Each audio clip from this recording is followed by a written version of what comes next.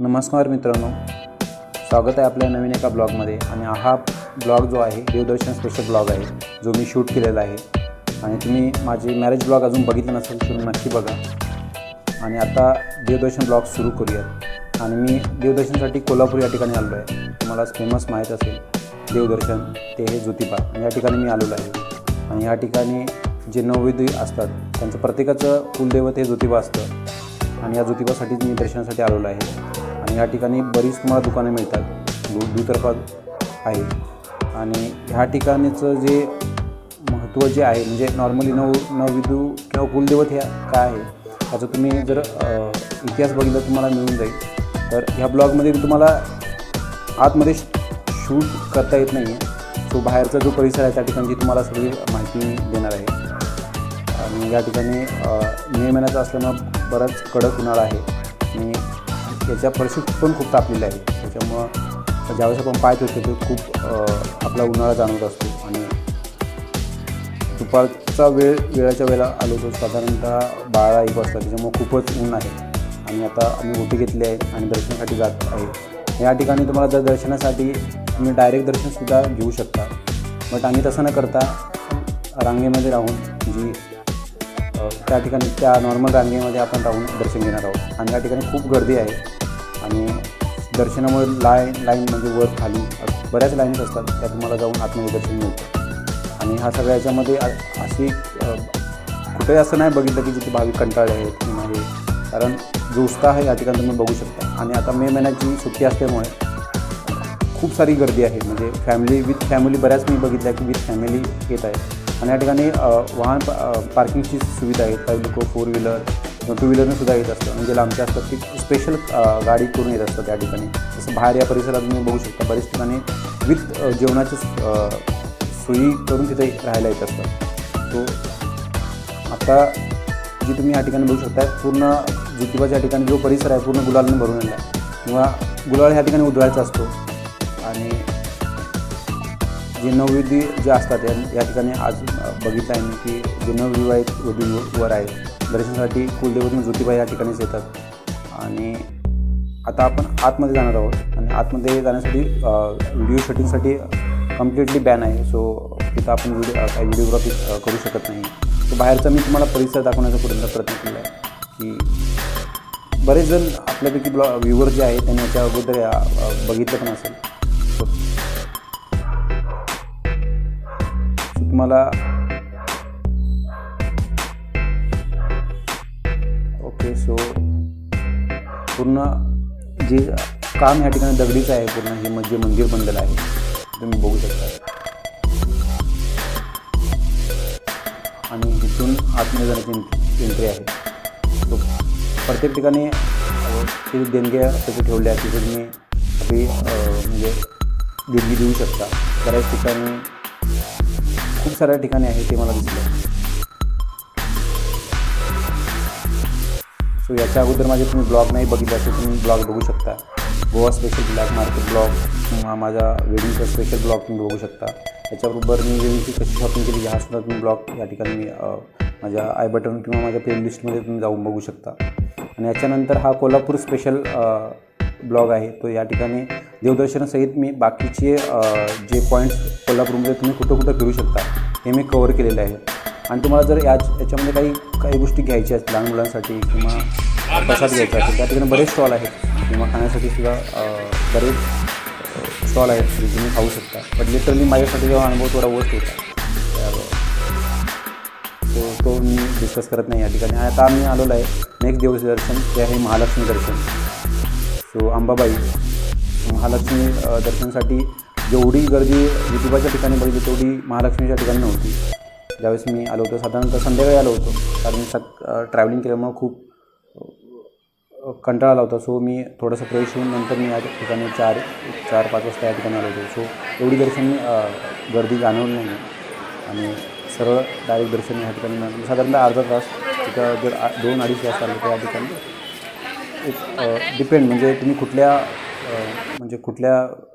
सिच्युएशनला येत आहे. म्हणजे कुठला मे महिना आहे किंवा कुठलेही एखादा स्पेशल इव्हेंट सण असेल त्या ठिकाणी तुम्ही त्या ठिकाणी ऑब्वियस गर्दी मिळणार आहे. नॉर्मली रविवारी किंवा सुट्टीच्या दिवशी मला गर्दी जास्त बघायला मिळते. आणि ह्या ठिकाणीसुद्धा आम्ही ओटी घेतली आहे आणि दर्शनासाठी रांगेसाठी थांबलेलो आहे. आणि याच्यामध्ये सुद्धा आतमध्ये गेल्यानंतर तुम्हाला व्हिडिओ पण कुठल्याच नॉर्मली जेवढं आपण मंदिरमध्ये जातो मोबाईल हा अलाउडच नसतो. सो कारण खूप सारी फोटोग्राफी होत असते आणि तुम्ही बाहेरच्या परिसरात तुम्ही फोटोग्राफी करू शकता. आणि बघा अतिशय सुंदर असं मंदिर आहे. पूर्ण दगडी कोरीव काम आहे या ठिकाणी. खूप जुनं मंदिर आहे आणि या ठिकाणी तुम्ही अभिषेक वेगवेगळे विधी असतात ते तुम्ही करून घेऊ शकता या ठिकाणी. आणि आता नेक्स्ट मी आलेलो आहे कोल्हापूरची फेमस गल्ली चप्पल गल्ली या ठिकाणी. आणि तुम्ही बघू शकता चप्पल गल्ली. मला एक स्पेशल आपलं कोल्हापूरचं आहे ते कोल्हापुरी चप्पल. या ठिकाणी मोठं मार्केट आहे चप्पलसाठी. तुम्ही या ठिकाणी व्हरायटी ऑफ तुम्हाला चप्पल मिळतील ते तुम्ही या ठिकाणी घेऊ शकता. आणि नेक्स्ट जे महत्त्वाचं जे पॉईंट आहे जे रंकाळा या ठिकाणी मी आलेलो आहे. रंकाळा अतिशय छान असं वातावरण या ठिकाणी. संध्याकाळी अतिशय छान असं वातावरण असतं या ठिकाणी. आणि खाण्यासाठी भरपूर असे स्टॉल आहेत आणि वॉकिंगसाठी किंवा फिरण्यासाठी अतिशय मस्त वातावरण आहे या ठिकाणी संध्याकाळी असतं. So this is the Rankala lake palace. Rankala lake कोल्हापूरमध्ये फेमस आहे. बरेच रिझर्वेशन सहित ह्या ठिकाणी सुद्धा तुम्ही विजिट करू शकता. जर तुम्ही कोल्हापुरात असेल तर नक्की या ठिकाणी तुम्ही ह्या ठिकाणी पण जाऊन येऊ शकता. आणि बोटिंग पण आहे या ठिकाणी. तुम्ही बोटिंग पण करू शकता. आणि बाहेरून दुतर्फा वॉकिंगसाठी आहे वॉक करू शकता. आणि नेक्स्ट जे आलेलं आहे मी ते आहे न्यू पॅलेस छत्रपती शाहू महाराज या ठिकाणी. आणि मी आता तिकीट काढलं आहे आणि या ठिकाणी पर पर्सन तुम्ही तिकीट चार्जेस बघू शकता. 40 रुपीज़ पर पर्सन चार्जेस आहे. वीडियो शूट करना है. म्युझियम आहे कम्प्लिटली. आणि आता इथे येण्यासाठी या ठिकाणी म्युझियम तुम्हाला म्हणजे छत्रपती शाहू महाराजांच्या काळात जे शस्त्र वापरले जीवनमान पूर्ण त्या म्युझियममध्ये बाहेरचं वातावरण पण खूप छान आहे. कोल्हापूरमध्ये आल्यानंतर असं कोणी नसेल की या पॅलेसमध्ये व्हिजिट करून गेलं नसेल. सो हे एक अतिशय चांगलं वातावरण. तुम्ही जर कोल्हापूरमध्ये जर जास्त काही फेमस किंवा कुठल्या ठिकाणी जायचं असेल तर नक्की तुम्ही न्यू पॅलेसला व्हिजिट करू शकता. हे बाहेरचा आउटर व्ह्यू आहे जो बाहेरचा व्ह्यू मी त्या ठिकाणी कॅप्चर केलेला आहे. सकाळी हा सेकंड डेचा ब्लॉग शूट केला होता. फर्स्ट देवदर्शन आणि त्याच्याबरोबर मी तुम्हाला कोल्हापूरमध्ये स्पेशल जे आहे मार्केट त्या ठिकाणी पण काही फोटेजेस मी तुम्हाला दाखवेन. महादेव रोड स्पेशल आहे त्या ठिकाणी तुम्ही शॉपिंग करू शकता. आणि हा बाहेरच्या परिसरात गार्डन पण आहे. तुम्ही या ठिकाणी गार्डनला छान बसू शकता आतमध्ये गेल्यानंतर. आतमध्ये गेल्यानंतर वेगवेगळी शस्त्रे किंवा त्यांचे जीवनमान तुम्ही कसं डिझाईन म्हणजे कुठले कुठले कार्यक्रम केले बरेच ठिकाणी तुम्हाला इन्फॉर्मेशन त्या ठिकाणी दिलेली आहे. तुम्ही वाचू शकता तुमची वंशज त्यांचा कार्यकाळ तुम्ही कुठल्या कुठल्या महत्त्वाच्या गोष्टी केल्या ह्या सगळ्या त्या म्युझियममध्ये आहेत. सो ज्यावेळेस आपण अशा ठिकाणी हिस्टॉरिकल प्लेसेसने जातो तर डेफिनेटली जो इतिहास होता तो आपल्याला नक्की कळत असतो. आणि या ठिकाणी एका सिंहगडची प्रतिकृती या ठिकाणी एक छान असा छोटासा किल्ला होता प्रतिकृती या ठिकाणी. सो हे बाहेरचं म्हणजे तुम्ही बघू शकता न्यू पॅलेस.